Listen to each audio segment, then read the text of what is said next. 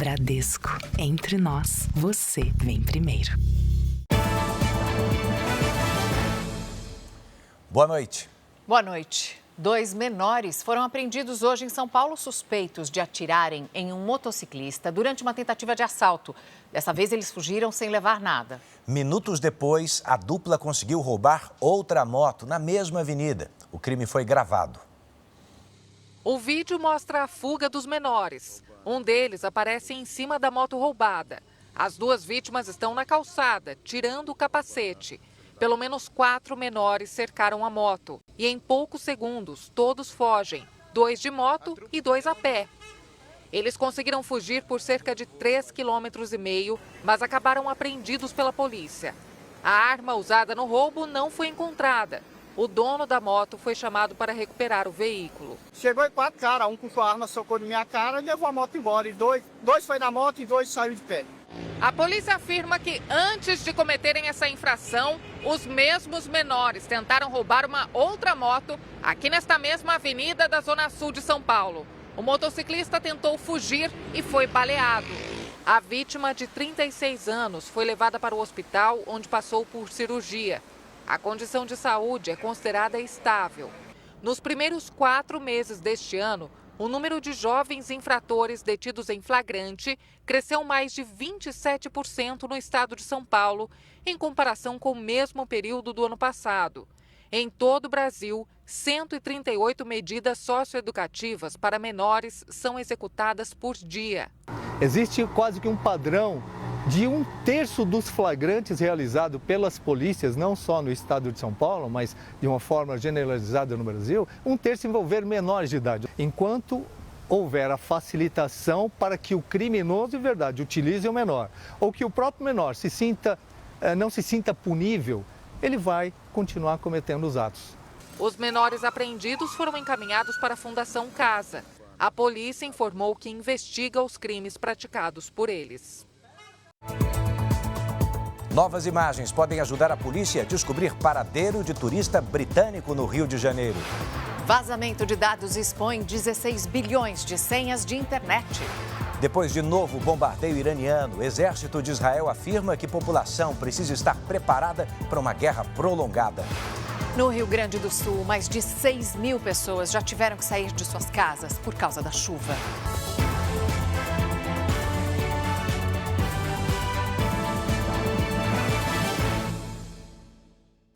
Oferecimento Bradesco, cartões de crédito com benefícios de estrela de cinema.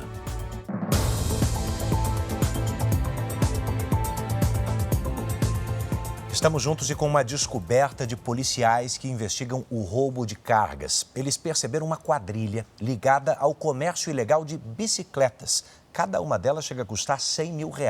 Esses criminosos atuavam em Santa Catarina e também em São Paulo. 3 pessoas foram presas. A operação foi em Guarulhos, região metropolitana de São Paulo. Na casa de um suspeito, os agentes encontraram bicicletas desmontadas e várias peças. 3 empresários foram presos por receptação. É um mercado atrativo por causa justamente do valor. O camarada rouba, vai para o receptador já dá destino na bike. Segundo as investigações, as peças e bicicletas eram desviadas de uma fábrica em Santa Catarina e seguiam para São Paulo, onde eram vendidas em lojas especializadas ou pela internet. A quadrilha teria movimentado mais de R$2 milhões. As bicicletas estão cada vez mais sofisticadas e caras. Alguns modelos podem passar de R$100 mil. Por isso, viraram alvo de criminosos em São Paulo. O estado lidera o ranking de furtos e roubos desses veículos no país. Foram mais de 4 mil casos entre janeiro e abril deste ano, quase 10% a mais que no mesmo período de 2024. A bicicleta usada nas entregas do Mercadinho do Tony foi levada em menos de 20 segundos. Agora ele não consegue mais atender a todos os clientes. A gente está optando pelas entregas no carrinho de mão. Ou seja, as entregas que é um pouco mais distante, a gente está deixando de fazer porque não tem a bicicleta. O especialista reforça algumas práticas que podem diminuir os prejuízos. Coloca a bike no seguro. Registra as peças da bike. Tem como você registrar, tem aplicativos próprios para isso que vai estar ligado ao seguro. Então, registra o cilindro, registra a roda, fica tudo marcado. Além dessa situação, ele pode colocar um rastreador, um GPS dentro da bike. Nós tentamos ouvir a Secretaria de Segurança Pública de São Paulo, mas não tivemos retorno. Olha o que aconteceu com um adolescente com transtorno do espectro autista. Ele e a família foram feitos reféns por um ladrão. O caso aconteceu hoje de manhã em São Paulo. O criminoso armado invadiu a casa da família na zona norte da cidade. Depois de revirar o quintal, ele invadiu a parte interna da residência e rendeu a família em busca de dinheiro e joias. Quando a polícia chegou, o assaltante amarrou 4 pessoas na sala e se trancou num quarto com o adolescente.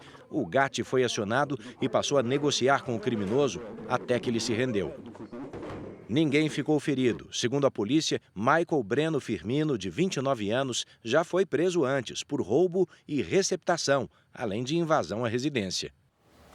As polícias do Rio de Janeiro, de Londres e a Interpol estão investigando o desaparecimento de um turista britânico. Bom, uma nova imagem de câmeras de segurança registrada no dia em que ele sumiu foi entregue aos investigadores. Com a lanterna do celular ligada e correndo na estrada. A nova imagem registrada no dia do desaparecimento do britânico Denis Kopanev, de 33 anos, foi obtida por um amigo e já está com a polícia.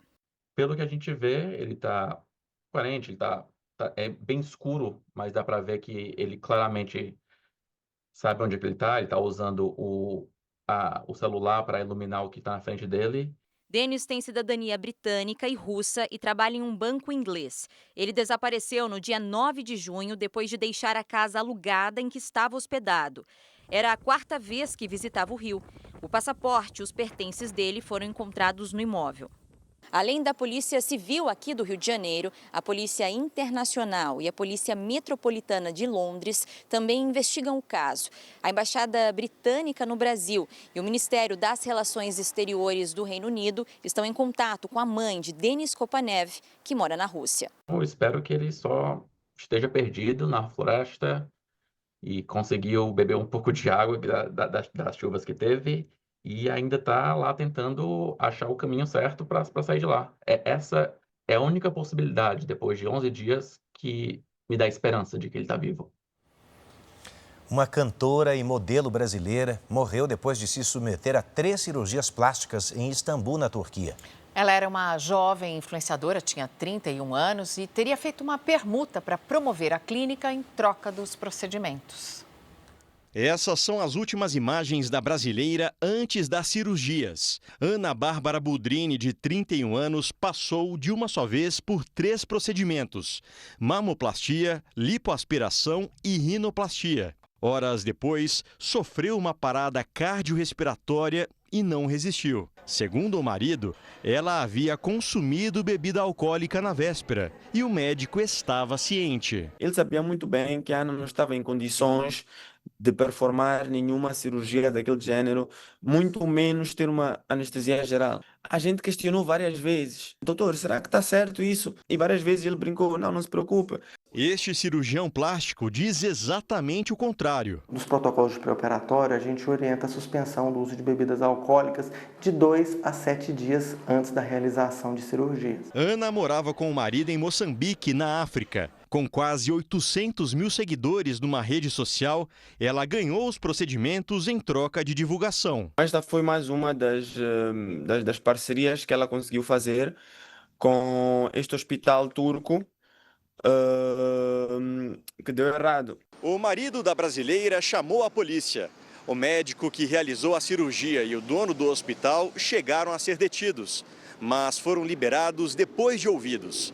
A família aguarda o translado do corpo de Ana Bárbara para Maputo, em Moçambique, onde será cremado neste domingo. Pelas redes sociais, o governo turco informou que foram realizadas vistorias na clínica e no centro cirúrgico, que segue acompanhando todos os passos da investigação e que a causa exata da morte será esclarecida com a autópsia.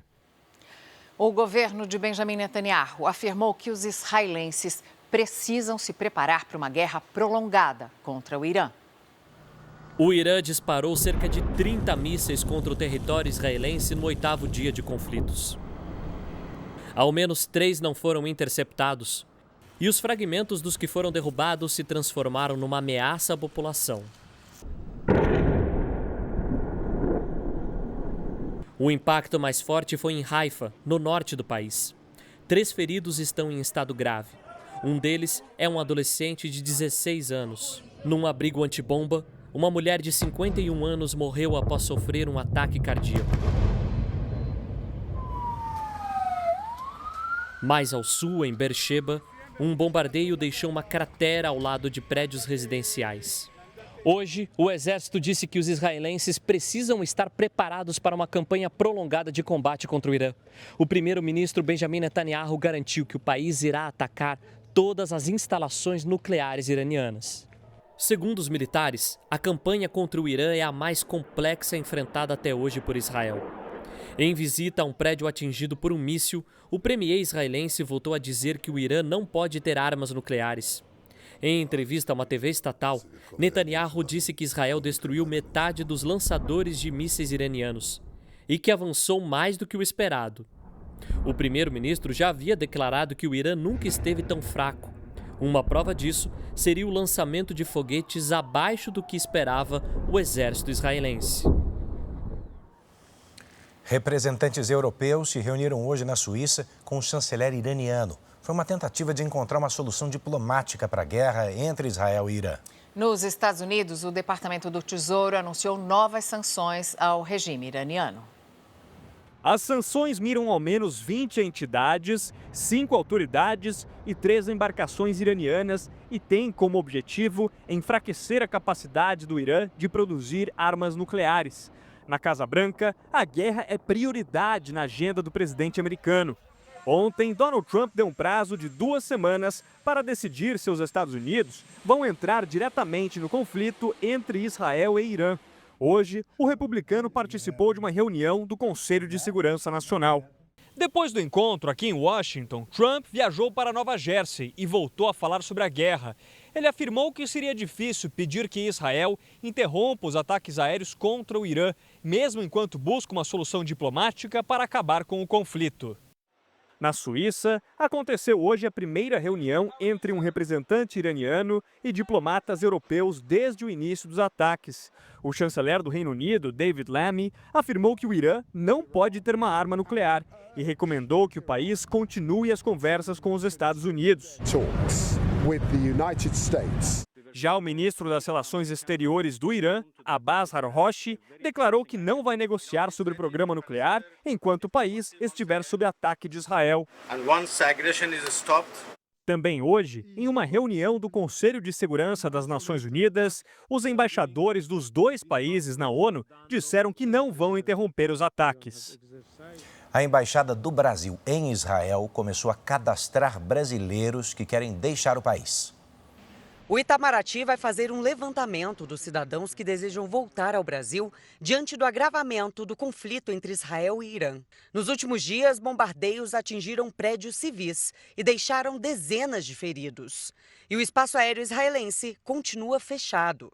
O formulário está disponível no site do Ministério das Relações Exteriores e deve ser preenchido individualmente, incluindo crianças de qualquer idade. A comunidade brasileira em Israel é de cerca de 12 mil pessoas. O Itamaraty alerta que não há, neste momento, um plano de repatriação. A recomendação é que os cidadãos permaneçam nas casas ou hotéis e fiquem atentos a alertas de ataque. Os interessados em sair do país vão ter que fazer por vias terrestres, meios próprios e avaliando os riscos. A Força Aérea Brasileira disse estar de prontidão para enviar aviões à área de conflito, caso o espaço aéreo seja reaberto e o governo do presidente Lula decida por uma repatriação.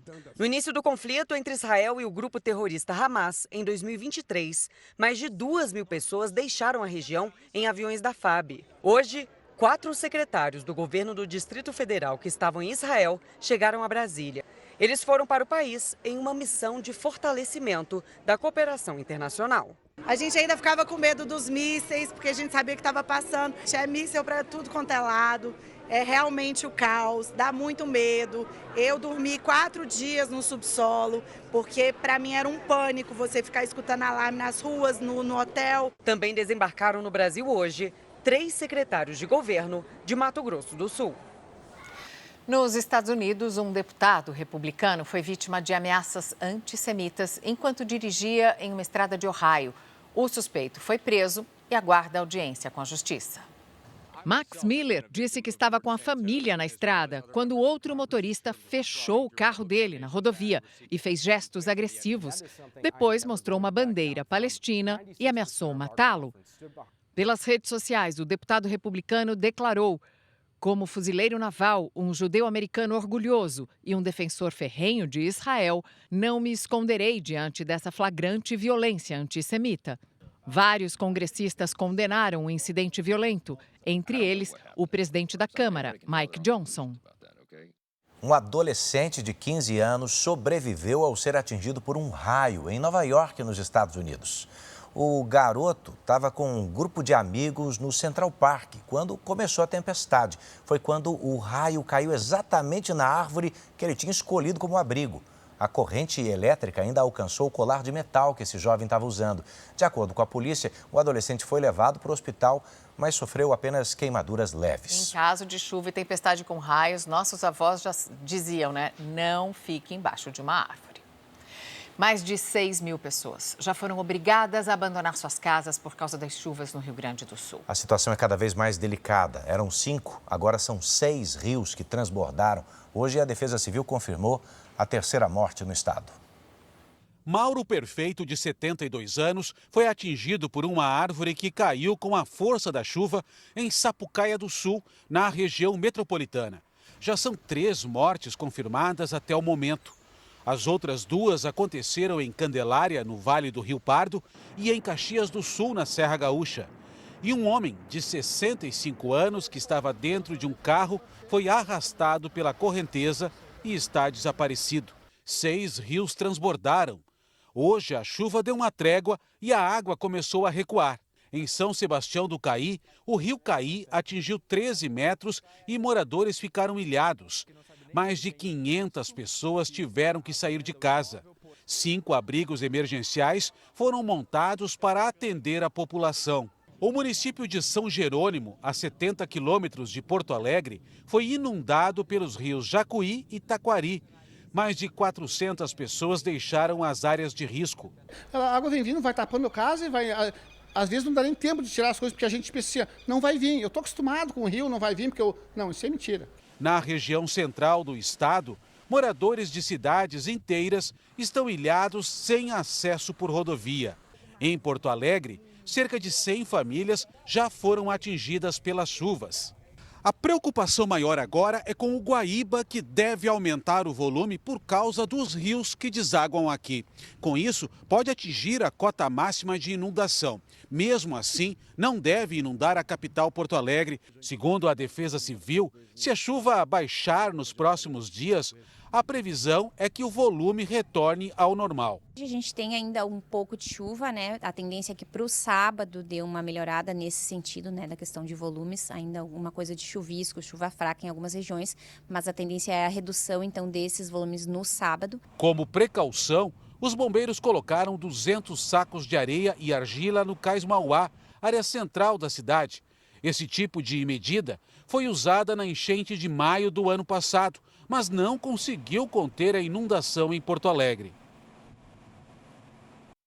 O inverno já está chegando, é daqui a algumas poucas horas e a gente vai conversar com a Lidiane Sayuri para saber o que a gente pode esperar desse primeiro fim de semana da nova estação. Lid, vem muito frio aí pelos próximos dias, boa noite. Olha só, Mariana, a partir das 23 horas e 42 minutos pelo horário de Brasília, teremos o início do inverno astronômico aqui para o hemisfério sul. E na região sul do Brasil, o começo da estação já deve contar com temperaturas baixas, sim. Boa noite para você, Edu, boa noite. E uma ótima noite para você que está conosco. Nas demais regiões do Centro-Sul, o frio volta a se espalhar a partir da próxima semana. Na capital paulista, o sábado será marcado pelo retorno da chuva em forma de pancadas à tarde. Faz até 24 graus. No domingo, tempo firme com máxima de 25. No início da próxima semana, as instabilidades ganham força e há possibilidade de chuva forte à tarde. Hoje, os maiores acumulados de chuva foram registrados nos estados do Rio Grande do Sul e Pernambuco. Aqui no satélite, essas manchas coloridas mostram onde as instabilidades se concentram neste momento. Amanhã, a frente fria avança pelo oceano e favorece o retorno das instabilidades no litoral de São Paulo. Entre o Paraná e Santa Catarina, a circulação de ventos no sentido horário, representada por essa letra B, espalha as nuvens de chuva. Tarde de sábado com máximas de 20 graus em Florianópolis, em Vitória 29, 28 em João Pessoa e até 31 graus em Cuiabá e em Manaus. Hora do Tempo Delivery. A Marli é de Olímpia, no interior de São Paulo. Olá, Marli. Fim de semana com tempo firme e ensolarado. Máximas de 29 e de 30 graus. A partir de segunda tem virada no tempo e as pancadas de chuva ganham força à tarde. A Maria é de Passo Fundo, no Rio Grande do Sul. Boa noite, Maria. Seja bem-vinda. Sábado de tempo firme e os termômetros não passam dos 16 graus. No domingo, tem alerta de chuva forte à noite, máxima de 17. Na segunda, as pancadas vêm de manhã. Ao longo do dia, o tempo volta a abrir. Participe também do nosso Tempo Delivery. Poste seu pedido nas redes sociais com o nome de uma cidade e a hashtag você no JR. Mariana, Edu. Obrigada, Lidiane. E você vai ver ainda hoje aqui no JR um filhote de onça-pintada resgatado por pescadores em um rio no Pantanal. E já no próximo bloco, saiba quais os produtos mais contrabandeados no Brasil. Receita Federal expõe dados do contrabando no país. Cigarros e celulares estão no topo da lista.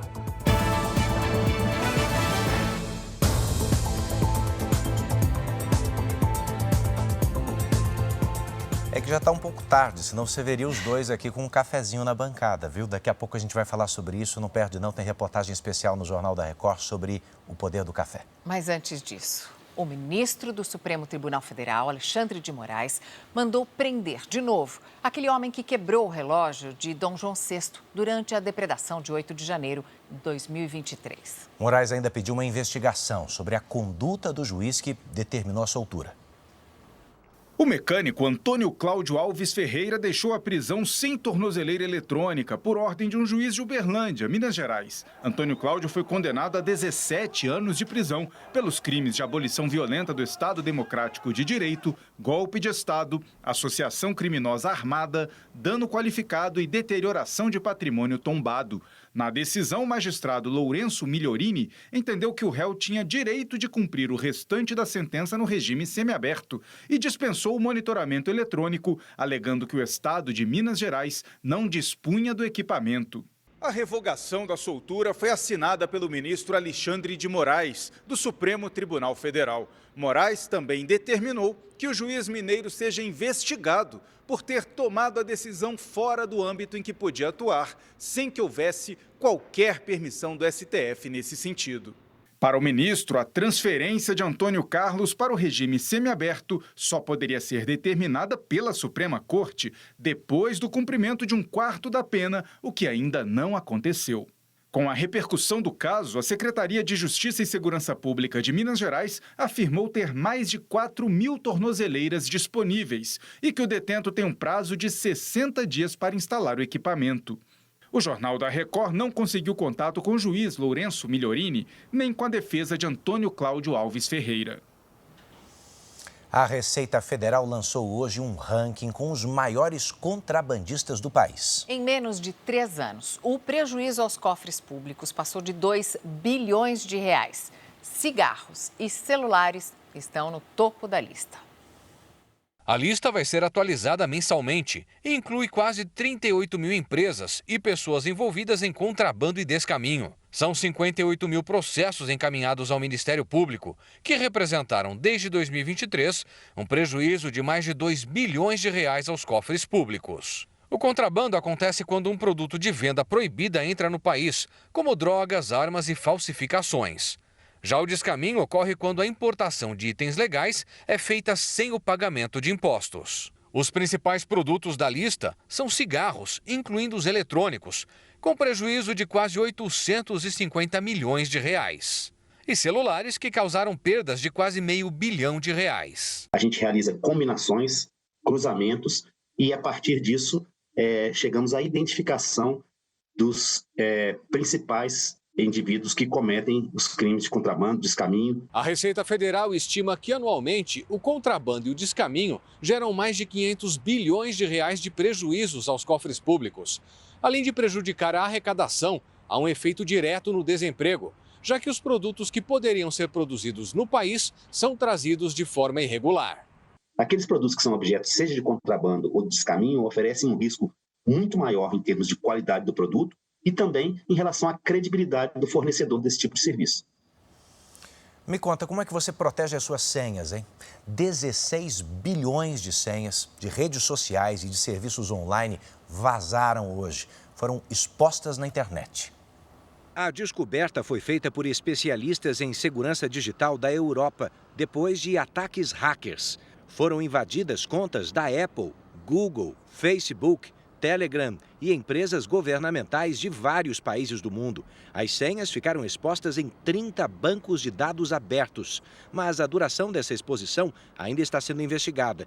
A recomendação do Google é trocar as senhas e reforçar a segurança das contas. As outras empresas não se manifestaram sobre o caso. Veja algumas dicas de como se proteger. Use senhas diferentes para cada rede social e e-mail. Escolha a autenticação de login em 2 etapas. Nunca salve senhas em dispositivos públicos ou em aparelhos de terceiros. Também é importante manter os sistemas de segurança do computador e do celular sempre atualizados. Você vai ver ainda nessa edição flagrantes de balões em São Paulo, que aumentam mais de 80% neste ano e trazem riscos à população. E também o mundo toma cada vez mais o café brasileiro. Depois de bater recorde de exportação no ano passado, a demanda pelo café brasileiro no mercado externo se mantém alta neste ano.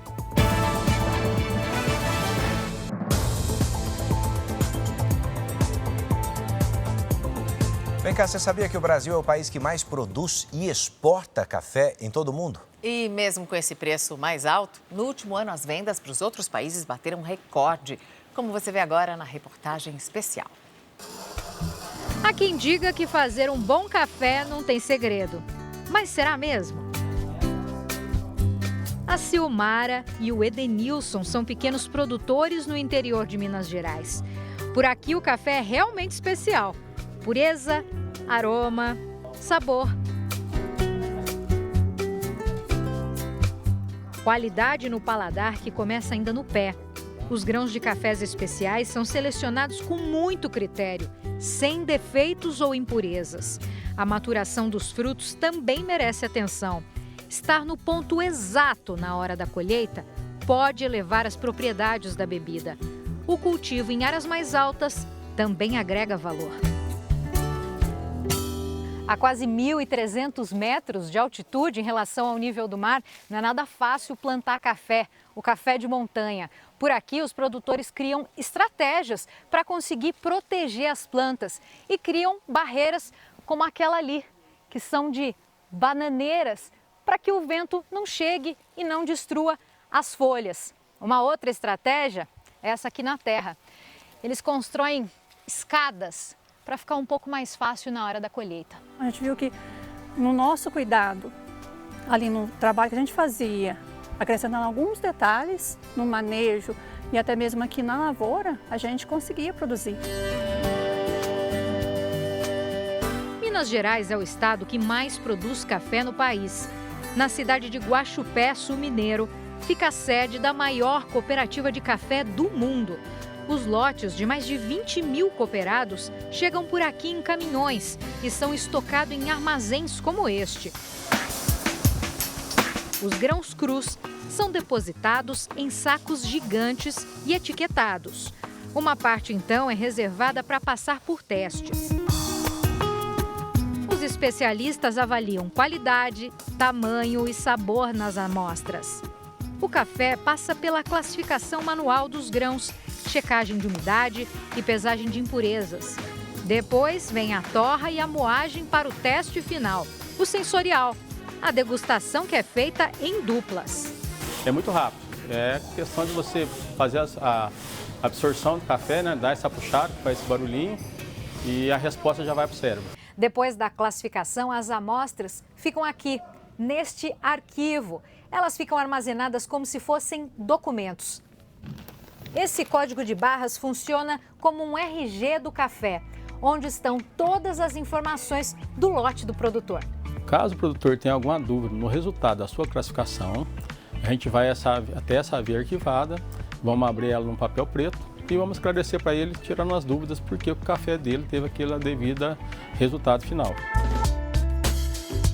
O Brasil é o maior produtor de café do mundo, responsável por 1/3 da produção mundial.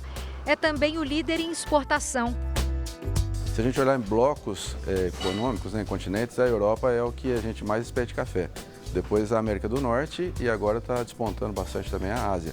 Se olhar país individualmente, os Estados Unidos é o principal destino do nosso café, depois a Alemanha.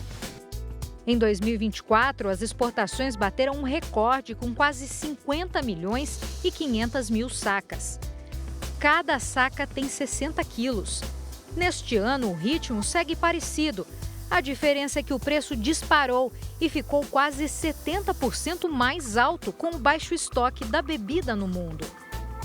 A indústria começou a ter necessidade de um caixa muito alto para comprar o produto, porque o café subiu muito, e se comprar muito, manter aquele produto no armazém começou a custar muito caro. Então, os estoques, de uma forma geral, caíram muito, que é o que não acontecia no passado também. A gente sempre teve estoques que ajudavam a regular o preço. Apesar da alta dos preços, quem não abre mão da bebida reconhece a diferença entre custo e valor. O café especial, a primeira coisa é amor naquilo que faz. Você já começa a ganhar o comprador pelo cheiro. A hora que você morre, o cheiro dele, já fala, que cheiro. Deu quase para sentir o cheirinho daqui. Agora se prepare, porque você vai ver uma imagem super fofa. No Pantanal, um filhote de onça-pintada foi resgatado de dentro d'água por homens que estavam pescando no rio Paraguai. O grupo avistou o filhote já cansado, com dificuldade para nadar.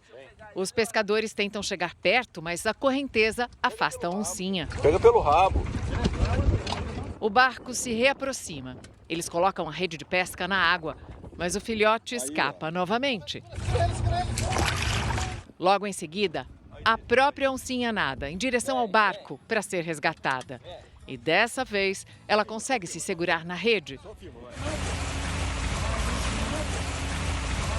Com o vento e a velocidade do barco, quase perde o equilíbrio e em alguns momentos se apoia na lateral para não cair. Uma cena que encantou os pescadores. Olha o tamanho das unhas. E é novinha. Ganhei uma pescaria.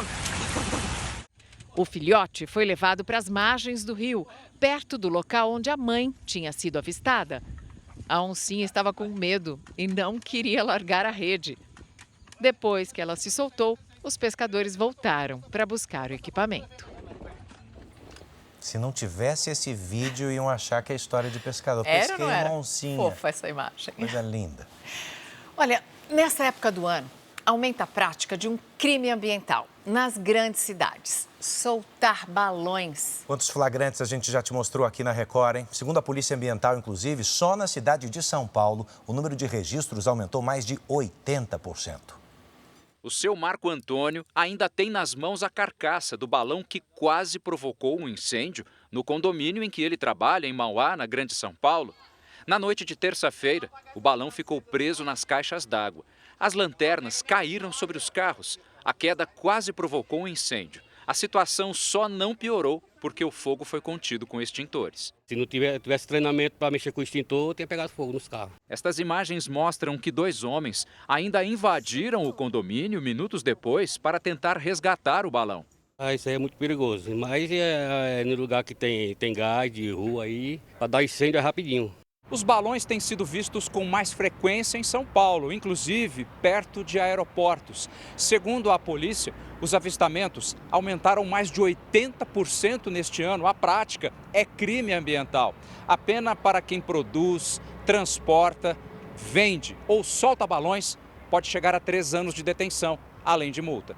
Estes flagrantes são desta semana na região do aeroporto de Congonhas. No aeroporto internacional de Guarulhos, segundo a concessionária, foram registradas 16 ocorrências neste ano. De janeiro a junho, A Polícia Ambiental autuou 23 pessoas, com 5 prisões em flagrante. As multas somadas chegam a R$340 mil. É perigoso, primeiro, para o meio ambiente, porque a gente tem diversos casos de que esses balões eles caem em unidades de conservação, áreas de proteção ambiental, e também um perigo para as pessoas, porque ela pode atingir uma área urbana que tenha prédios, que tenha residências, hospitais. Balões são ameaças também para a rede de energia elétrica.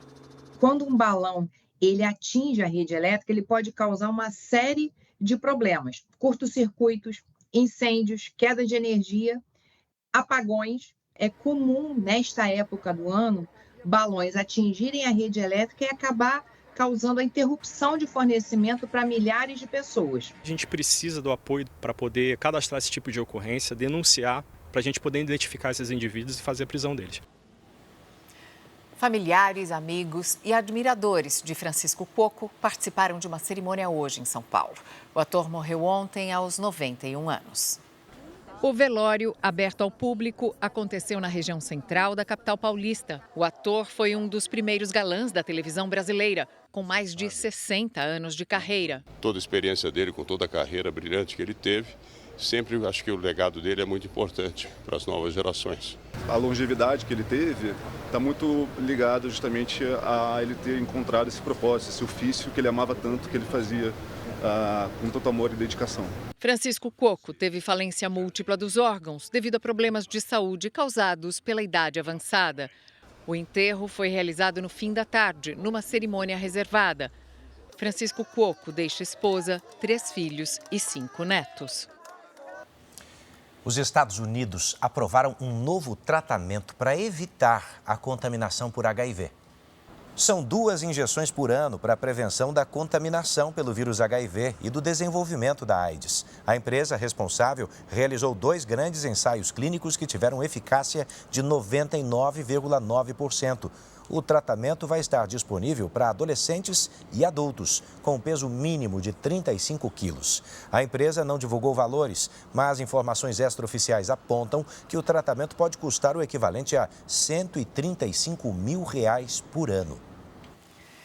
No Domingo Espetacular, Roberto Cabrini mostra as consequências da guerra direto de Israel. Nesse ponto, estamos deixando o território da Jordânia. São cerca de 100 quilômetros cruzando o deserto, um dos pontos mais estratégicos na atual guerra entre Irã e Israel. Estamos diante da imigração, muita gente tentando entrar. Os últimos dias foram de ataques intensos. Uma destruição de míssil iraniano que caiu aqui. O Domingo Espetacular vai trazer uma entrevista exclusiva com o jogador Jô, ex-jogador do Corinthians e da seleção brasileira, que passou por uma situação polêmica semana passada, onde ele acabou sendo preso quase por uma semana por não pagar pensão alimentícia aos filhos. Como é que foi ficar 5 dias na cadeia? São quantos processos? Eu não tenho mais aqueles contratos milionários. É difícil desassociar o Jô que jogou na seleção brasileira com a realidade de hoje. O Domingo Espetacular é logo após o Love Dance. A gente já está voltando com as imagens espetaculares da erupção do vulcão Kilauea, no Havaí.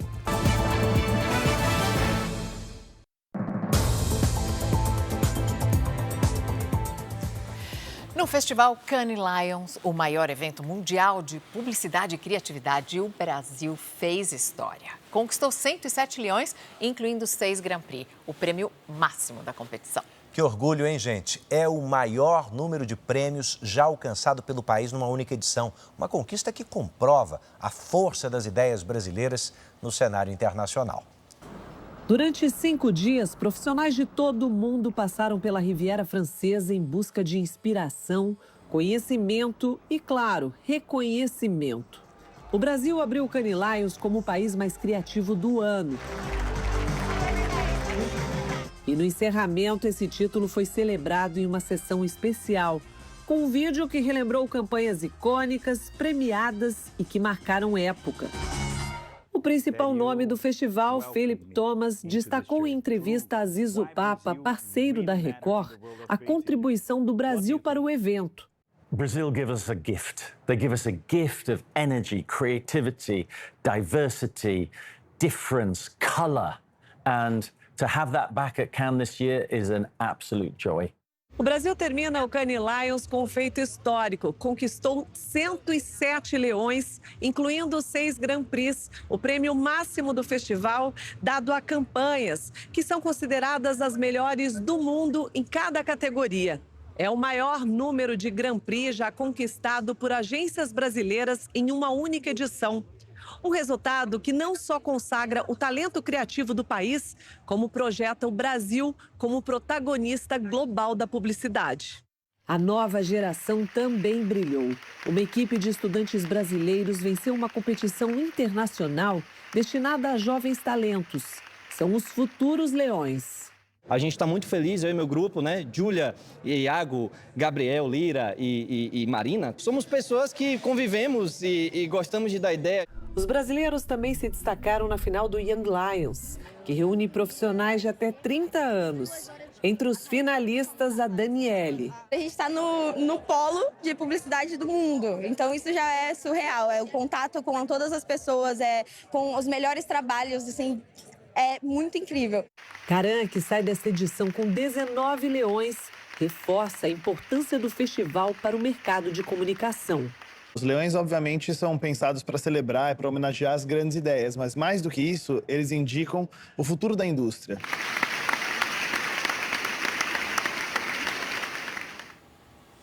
Pelo menos 2 pessoas morreram na passagem do furacão Eric pelo México. Uma das vítimas era uma criança de 1 ano que foi arrastada por um rio que transbordou. A segunda vítima morreu eletrocutada enquanto removia escombros provocados pelas chuvas. Diversas residências foram danificadas, estradas foram interditadas e mais de 100 mil pessoas ficaram sem energia elétrica. E um dos vulcões mais ativos do mundo voltou a entrar em erupção hoje no Havaí. O Kilauea expeliu jatos de lava que atingiram 300 metros de altura. Toda a área do vulcão foi isolada pelas autoridades, mas até o momento não há risco para os moradores da região. Desde dezembro do ano passado, já foram registradas 26 erupções. À 00:30 tem mais Jornal da Record para você. Confira a edição de hoje na íntegra e também a nossa versão em podcast no Play Plus e em todas as nossas plataformas digitais. Lembre-se, a nossa programação está sempre disponível ao vivo e de graça no Play Plus. E agora 2 grandes acontecimentos na nossa dramaturgia. Tem capítulo especial de Força de Mulher. E em seguida tem capítulo especial da série Reis, o encontro entre Saul e Davi. Imperdível. Boa noite. Boa noite e bora para a próxima.